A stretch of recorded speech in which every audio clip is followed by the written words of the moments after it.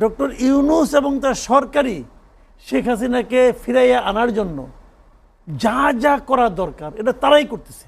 তো এই যে আওয়ামী লীগকে অচল করে দেওয়া, আওয়ামী লীগকে অচল ভাবা, আওয়ামী লীগের নেতাদের সে ফিরে আসবে এই আশঙ্কা করা, এই আলোচনা করা, এটাও আসলে এক ধরনের রাজনীতি।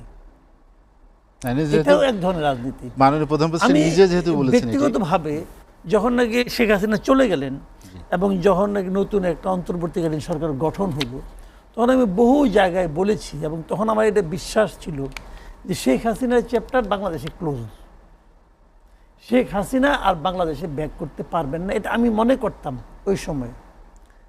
এবং আমি এটাও মনে করতাম শেখ হাসিনা যারা খুব ক্লোজ সঙ্গী সাথী, যেমন ওনার মন্ত্রীরা, ওনার সেন্ট্রাল কমিটি যারা নাকি লিডার আছেন, এরা বাংলাদেশে আর ভাই আসতে পারবেন না, এই দেশে মানুষ তাদেরকে আর গ্রহণ করবে না।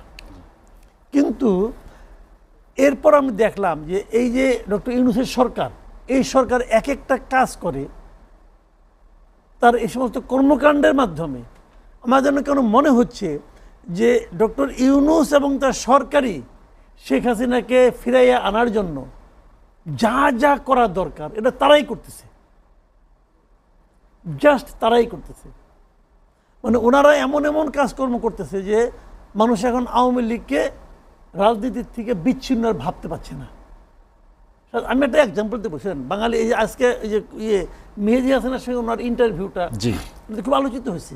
বলছেন যে সমর্থক বলতে আপনি কি বুঝেন, মানে ডক্টর ইউনূস বলতেছে কিন্তু এই দেশের মানুষ ক্ষমতাবানকে ভয় পায়, ক্ষমতাবানকে তার সামনে যে মাথা নিচু করে, এবং এটাকে যদি আপনি সমর্থক বলেন তো এটা সমর্থক না আসলে।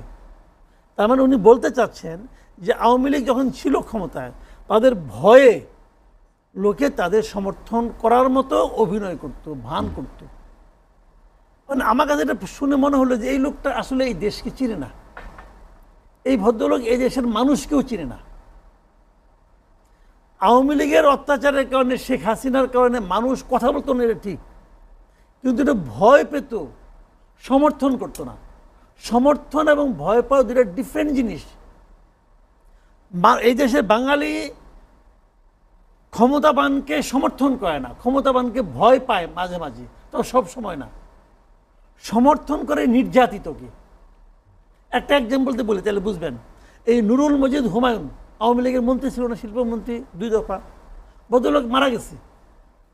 আচ্ছা, মারা তাহলে এটা হলো কেন? এই মানুষগুলো মনে করছে যে তাদের এলাকার এই লোকটা এই মুহূর্তে নির্যাতিত। যখন দেখা গেছে তার হাতে একটা হাত করা পড়া আছে, সে তার চিকিৎসা হয় নাই বলে নানা ধরনের কথা মানে ছড়িয়ে পড়ছে সোশ্যাল মিডিয়ায়। সত্য মিথ্যা আমি বলতে পারবো না, কিন্তু ছবিটা তো সত্য। তো মানুষ বলতে চাচ্ছ সে হয়তো অপরাধ করে, তুমি তার বিচার করো, কিন্তু তুমি যা করেছো এটা বিচার না, তুমি তার উপর নির্যাতন করেছো। নির্যাতিত মানুষ, মজলুমের প্রতি এই দেশের মানুষের এক ধরনের ভালোবাসা, এক ধরনের সমর্থন কাজ করে। তো ডক্টর ইউনূস কি করতেছেন? ডক্টর ইউনূস যে সমস্ত নির্যাতনের ঘটনা ঘটাচ্ছেন, বিভিন্ন ঘটনা ঘটাচ্ছেন এবং অযৌক্তিকভাবে ঘটাচ্ছেন, এবং যে যুক্তি দিচ্ছেন খোরা যুক্তি, এর মাধ্যমে উনি আওয়ামী লীগের ফিরে আসাটাকেই বরং ত্বরান্বিত করতেছেন।